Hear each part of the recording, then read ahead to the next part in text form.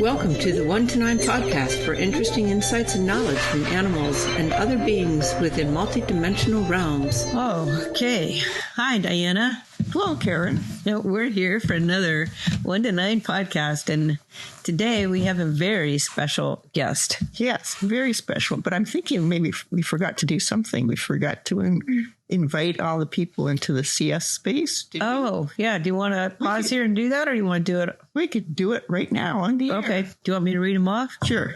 All right. So we create this podcast for those that are listening with a very special group of multidimensional beings that are here to ensure that our podcast is fun and healing, and there's some learning that's taking place. And we're also looking for truth, safety, and clarity. So today we invite in our divine beings. They're here. Yeah. Mm-hmm. Human body guides, transformational guides. Does Pele want to be here? No. Okay, no Pele today. In the background, you hear my cats, Ollie and Ellie. They're very, very happy today. We're going to invite in my Sophia Wisdom, 3-star beings of mine, my Entelechy, my interspecies guides, which I have 2 of, my animal guides, and anybody else that would like to be here for me in this container. And then for Diana, we have her Entelechy, we have her animal guides, we have 2 of her interspecies guides, we have ET Wisdom and Future Holy Ones, which is very interesting. And our most precious guest, Horus. Yes, we usually invite him in all the time. Right, but today he's actually our guest. So are we complete, Diana? I believe so, yes. Okay, thank you, everybody, for being here and helping to create this creative space, this creative sphere. Yes, thank you.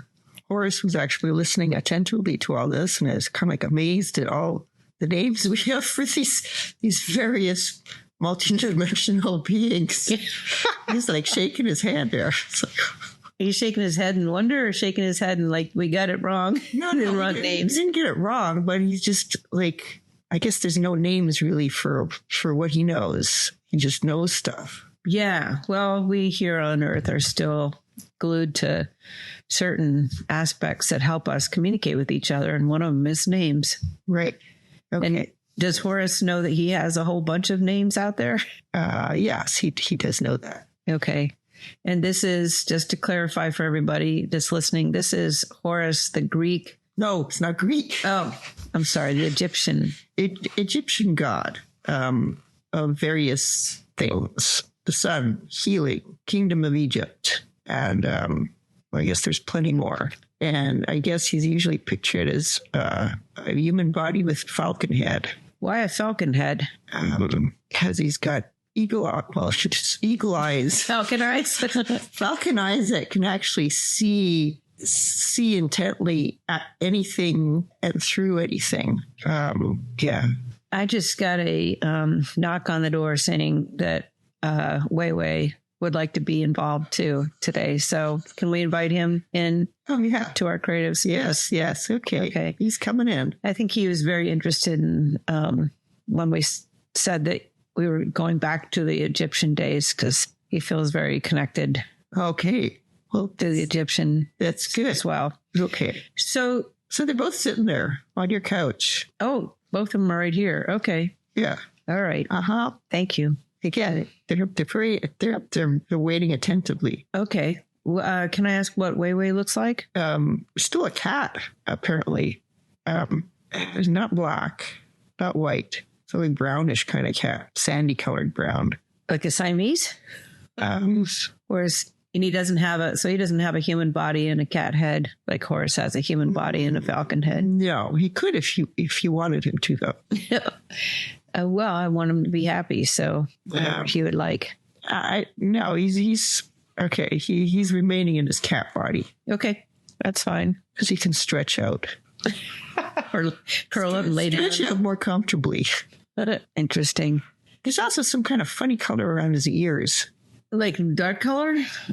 Well, it's a shade different than his body. So like a Siamese would have points, their ears would be a different color than their body? I can't believe it. His ears are a different color than our bodies. They are darker, yes. Okay. What about his tail?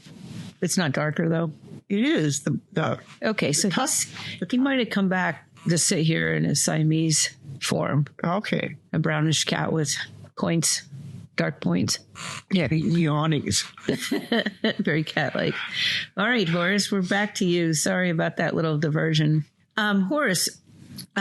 We say he likes cats.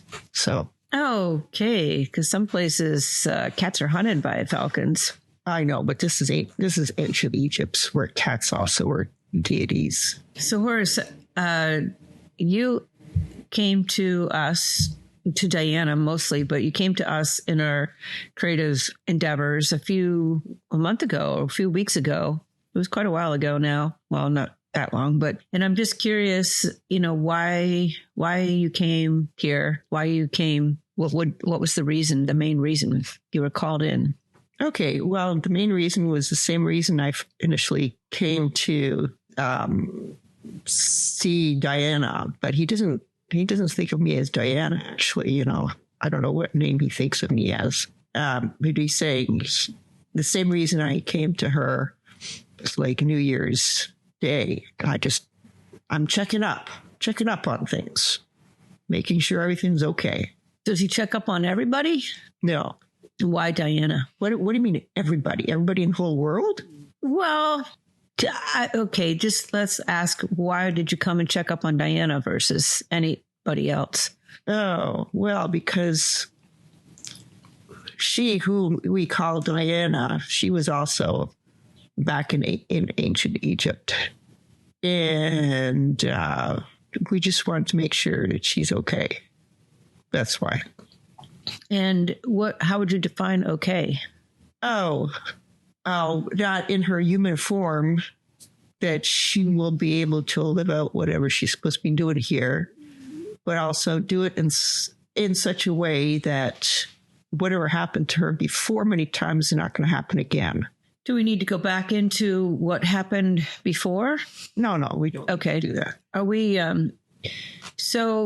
but you've been hanging around a lot more lately. Yes. Yes. And, is there stuff you need us to know or want Diana to know? Well, know that he's here to help, right? And actually Diana started thinking about him yesterday, I guess, because she had questions related to some other thing that came up recently. Oh, and this has particularly to do with kind of like mysteries of ancient Egypt or secret codes that can be unlocked there in the pyramids and stuff like that. Mm-hmm.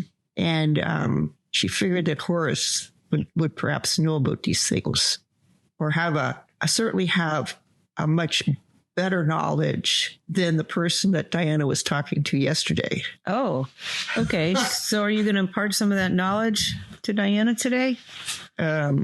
Well, the questions she had were mostly kind of like, are these secret codes and ancient mysteries that are somehow locked in the pyramids, are they real? Real meaning, can they get activated, and do they perform what they're supposed to be performing once they're activated by certain people? So he says yes. And well, how do we get access to them? How do you get access to them? Right. How do we get access to them? And what's he saying? He's saying you need to have the capacity to actually, or the ability to actually not do, but able to contain. I don't know what the word for it is, right? But your body, your spirit, or whatever you want to call it, has to be able to hold all that stuff, not disintegrate if these codes are activated. Okay. So yeah, if you're not ready, if your body's not prepared, it'd be too much. And yeah, exactly. Right. So you need to prepare ahead of time. Right. So is that why you're working out all the time? Oh, I don't know. Just Diana's very strong. I just want to put that out there. You're going to start me laughing. So what was your question before I went into this stuff where I was trying to describe what you described for me? How do we get access to them? Is that what? Right. How did we get access? And he was saying your body has to be ready to hold them. Right. Okay. Or receive them. Right. And so it's not your body, your spirit also. Yeah. Your energy or whatever.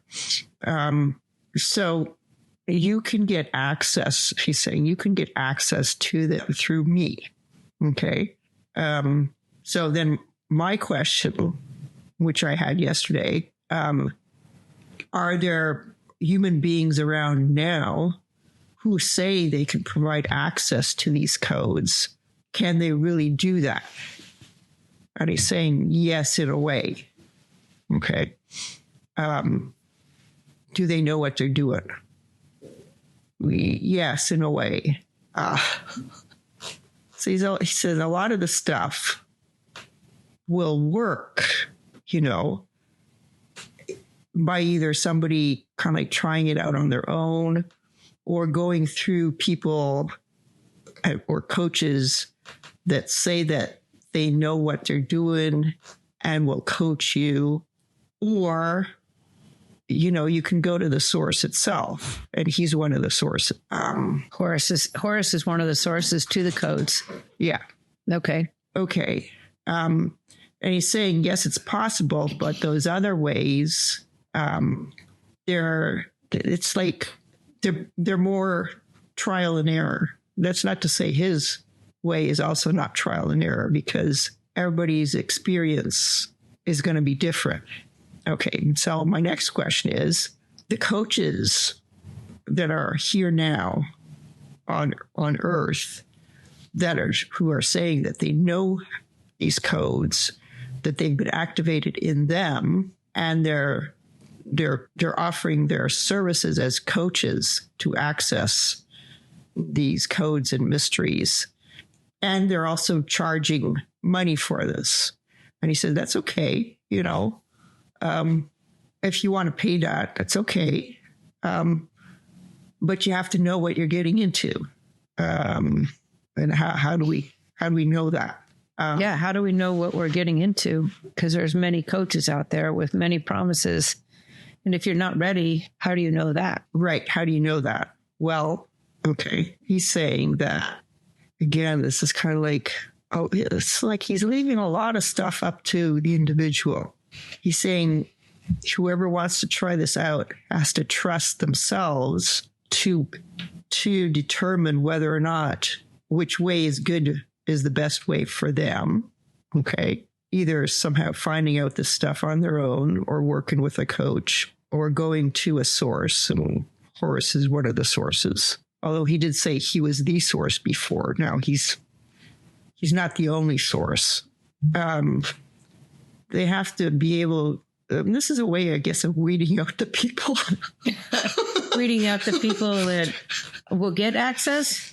Yeah, because you have to know yourself. I mean, if you don't know yourself and you don't know the person you're working with or would potentially be working with, when you know yourself, it's like a trust and a discernment has to be there. Right. Then once you actually start getting this powerful energy and vibration through these unlocked codes, like you said in the beginning, they can actually destroy you. So kind of like the Midas touch. Well, no. Everything you touch turns to gold, and eventually you touch everything. Well, no, that's greed. Okay. Oh, right. Okay. I mean, people could be wanting to get access to these codes because they're greedy. Right. I would think that would play into a lot of them when, like, you were presented with a coach who talked about wealth abundance as being one of the codes. Yes. And so all this talk about access to codes really is predicated on what are your goals. So if your goals are to become wealthy, or goals, I actually, that would be kind of an interesting question. What are the codes that are in the pyramid that would be worth having access to? Wealth, love, magic, Power. power. I mean, there's a code for just about anything that anybody on Earth, any human being, covets. Are they only in the Egyptian pyramids, or are they in other places in the world as well? No, they're in other places too. Are they mainly in these sacred places that have been around for a long time, like Stonehenge and pyramids and other areas of the world? Yeah, it's not just man-made. It's kind of stupid, right? But pyramids are made Man-made. by humans. Right. Stonehenge made by humans, but they're also in sort of like natural formations too. Okay. So it's not just Egypt. Right, not just Egypt. Right, exactly. So that's why he's saying he's not the only source for this. Is he one of the only source for the Egyptian No, codes? No. Okay. It's like saying there's tons of Egyptian gods and goddesses. Oh, well, Weiwei's sitting right here. Does Weiwei have access to the codes? Some of them. But Weiwei, he's not quite there yet to take full advantage of their activation, meaning that something in it has got to strengthen. Okay. And is there any humans that actually have all the codes in them? Any humans alive today, Or alive ever? alive ever, that have activated all the codes? Is that your question? Yeah. But at the point where they actually activate all the codes, they're not human anymore. Okay. That's a good answer to that question. Is there examples of humans that have unlocked a lot of the codes? Before they ascended from human form that we would know of? Or Oh, yeah. I mean, there are. I mean, there are. He doesn't say how many codes there are, but there's a lot of codes, right? And so he's saying, like, are there any alive right now that we would know the names of, or in our lifetimes? Just as an example. Like the Buddhist monks, maybe, or oh yeah. I mean, I was, or a figure like Jesus or for him something. to give me names, but he's kind of like saying anybody who is able to kind of like transform their reality or more than their reality through the goodness of their hearts. I mean, Okay. So they are not, what can I say? It's like they can't have any bad vibrations in them. Okay. So there are people that are walking around now that are able to transform through their heart. I know people, even in myself, that can do it sometimes, but not all the time. Right. And that's what he's saying. It's like, that you have to be not physically strong enough, but energetically and psychically and whatever, spiritually strong enough to kind of like maintain that, not just have it like in little spurts, right? If you want to fully activate whatever it is, a certain code activates. And the more codes you activate, the stronger you have to be. Otherwise, it does something to you. Yeah. Okay. Does Diana have any more questions for Horus yesterday? Yeah. I'm wondering if the person I talked to yesterday in this consultation, is she an authentic activator? Because she truly believes that she personally received these codes. And he's saying, well, yes, kind of. Well, how many codes does she have activated in her? Does Horus know? He says about half. Oh, that seems like quite a bit. It does seem like quite a bit. Right. And is she effectively able to assist someone else in assuming they're ready?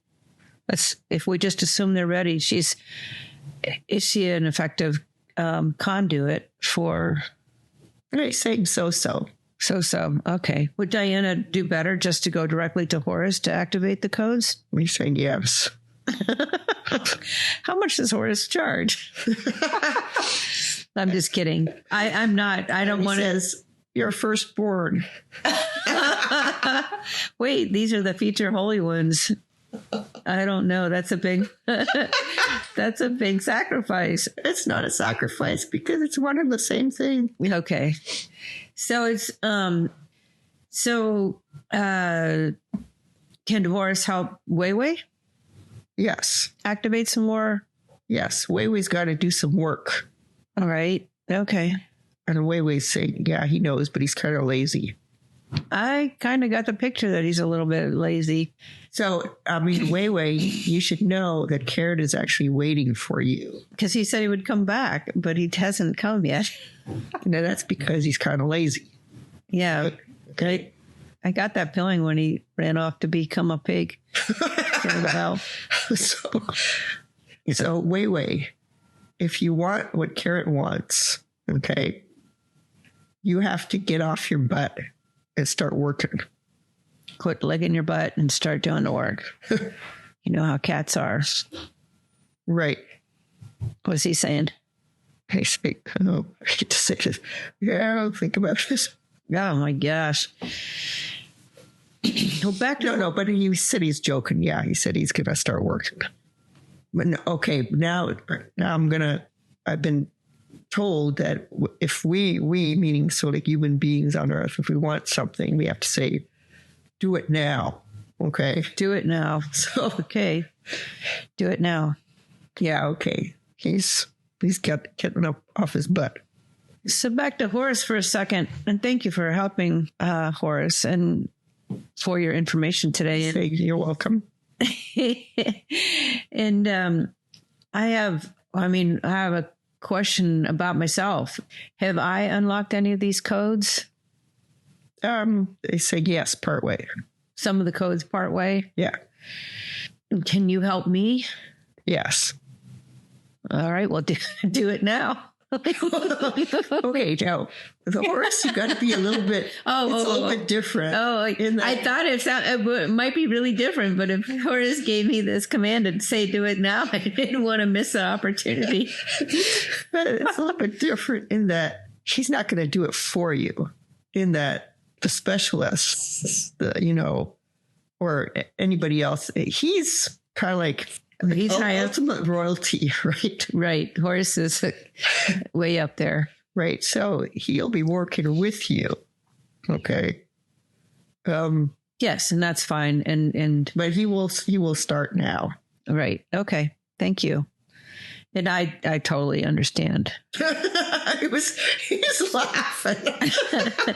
I'm sorry for getting a little cheeky, but he's like, you jump on an opportunity because it's all very enticing and exciting and exalting.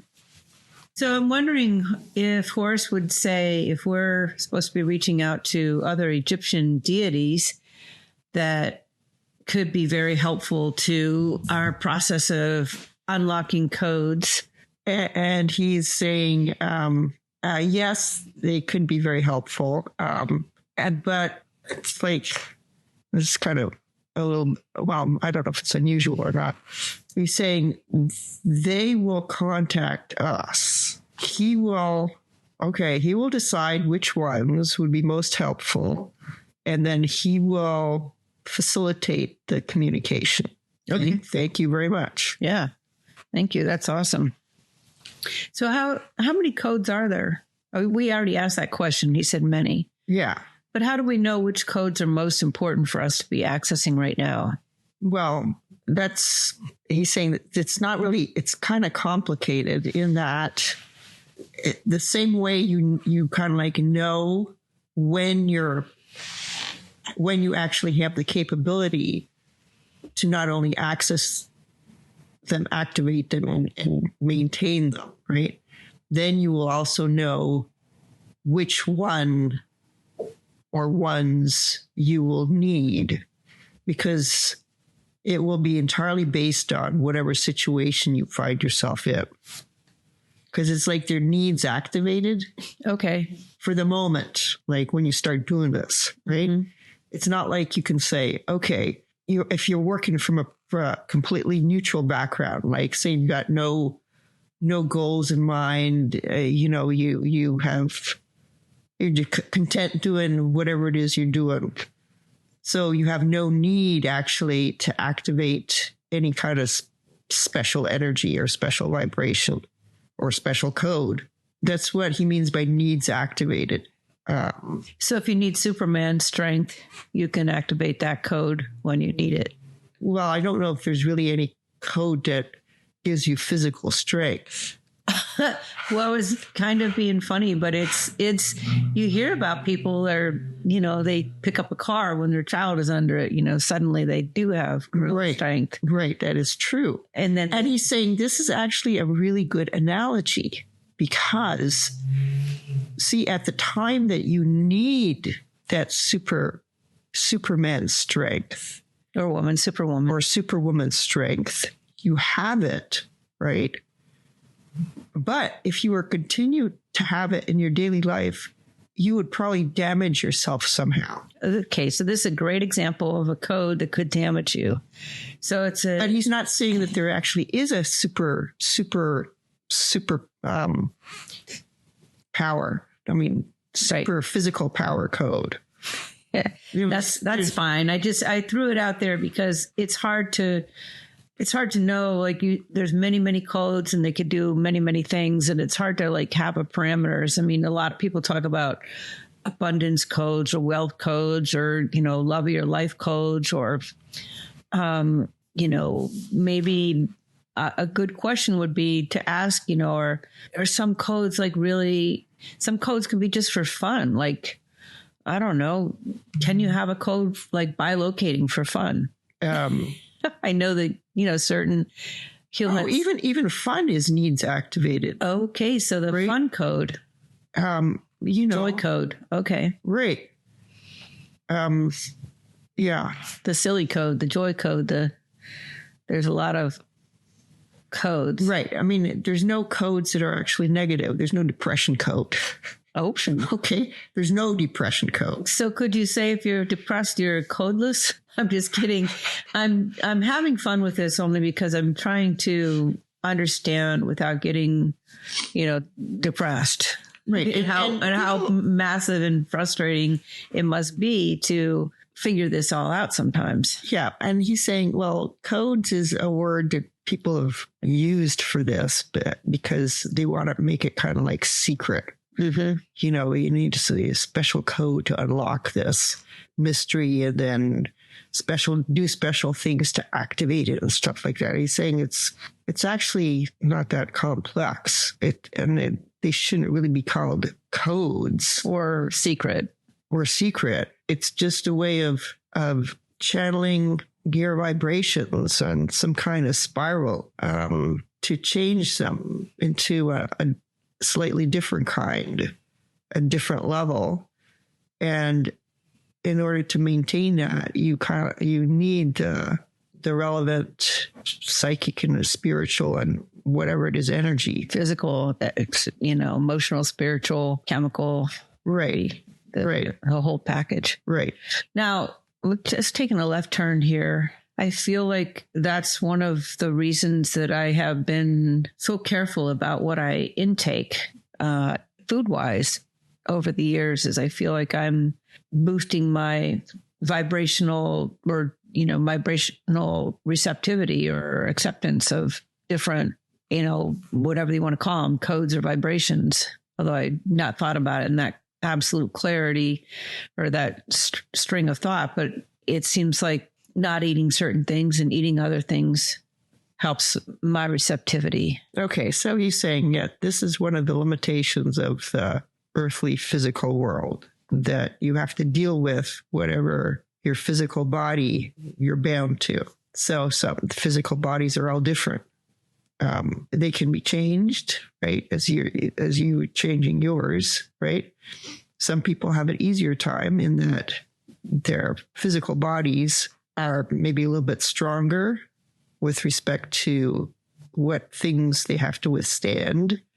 But that's not to say everybody should be doing, well, not should, Could be doing things to help their physical bodies be in a better state. Mm-hmm. So it's not saying that everybody could do that. It's just some people might be called to do that. Well, no, he's saying that everybody should be like, I mean, you don't want to be kind of like being an alcoholic or a drug addict where you're basically not, your nutrition is like complete crap, right? That's an extreme, but yes. Yeah. And then he's saying, no, that's not good. That's not what you're supposed to be doing here, right? Okay. So I have become kind of closely attached to the goddess Sophia as of recently, and I'm wondering if they know each other or what's their relationship, if they do. Oh, yeah. He's saying, oh, well, yes. Okay. Everybody in this divine realm, kind of like, even though there's just like the earth, it's got various regions. So like the royalty realm, or it's the deity realm, it's got various regions also. And I don't know exactly how they're related to the planes of existence, or if it's the top plane has got divided into these various regions. But anyway, yeah, they all know each other or know of each other. And sometimes like Horus, right? He is in other realms as a different kind of, say, a Greek or Roman god. Mm-hmm. And then if you go on to something else, he's also could be completely or totally part of yet another god. Right. In another part of the world or another epoch. Right. Or another part of the galaxies. Right. Or the cosmos. And what about his relationship to Sophia? At first he was saying that they're kind of like, she's my sister. But then I also heard cousin. Anyway, she's some kind of female relative. Okay. So he obviously doesn't hang with the being referred to as Sophia regularly. No, I don't know who he hangs with. He's not going to tell me either. Okay. Just, it's all very good. So, and then he's saying, well, yeah, okay, she's got this realm, and she herself has got these various like sub beings of her, which she oversees, and they're all part of her. Right. Like Isis and Mother Mary and people like that, or beings like that. Yes. Yes. Okay. So she's kind of like the consciousness of them all. But if you actually, okay, like Horus is here now, right? Mm-hmm. So that's who has kind of like, I don't want to say materialized, but he's in some kind of form. Mm-hmm. Saying Sophia can assume forms, but it's not like a Sophia form. It's one of these other forms. Okay. So Horus is a form of Sophia? No. Okay. She's a different. Okay. So I don't know what the analogous, so like consciousness of Horus would be. Oh, but Sophia is the consciousness, right? Mm-hmm. And then the materialized forms are whatever names you had there. Okay. Isis, blah, blah, blah. Right. There's a lot of them. Right. And it's not like they are her servants or they answer to her. They're just various materializations of her. Right. Okay. So and Horus was saying, yeah, he's one of the materializations, but he's actually not saying who the consciousness. He's saying, I should know. Okay. Well, there's some schools of thought that say there's the Sophia and the nomad, or there's two, like a feminine and a masculine almost, and he might be of this overreaching masculine consciousness, and Sophia is like more of the feminine. And I don't mean that in male and female. I mean it in like more of a knowledge and creation versus manifestation, materialization, Right. And he might be of the more manifestation and materialization, and Sophia might be more of the creation consciousness. Yeah, no, he's saying that, yeah, but he's saying within those two, masculine to feminine. There's diverse consciousnesses, meaning that, what's he saying? And there's diverse consciousnesses. There could be, there's not just Sophia one, there's a couple of other feminine ones. Okay. All right. So there's many, there's not just two. Right. And those materialize into more forms. Okay. Yeah. Well. Yeah, it makes a lot of sense to me. I mean, I sort of envisioned that, but I wasn't sure how many there were. So knowing that there's, sometimes we talk. Yeah. And then he's also saying, there's also all these other, I don't know, I mean, what do you want to call them? Other universe, galaxies or whatever, all these other entities and beings and from completely other spaces too. Cosmic spaces that we don't even dabble with much here on this land. Is there one overriding beginning of all beginning consciousnesses before all these divisions took place? He's saying his head has started to hurt. Okay, that's my sense of it. Okay, no worries. Don't worry about it. It's not that important to us yet, but wait till the future Holy Ones arrive. Then we'll be asking some serious questions. Now, I think we're all good here. So, Horus, does it help? Would it help, say specifically Diana and me, or Diana or me or others, to actually travel to some of these places where the codes are stored, wherever they are, and spend time there? He's saying the codes are not stored there. Oh, the codes are omnipresent? The codes are stored. Okay, think of those places, say the pyramids or Stonehenge or wherever else. Think of them as portals that are where it's easier to access the codes. Right. But they're not really stored there. Okay. Stored everywhere, anywhere. In the ether, right? Okay.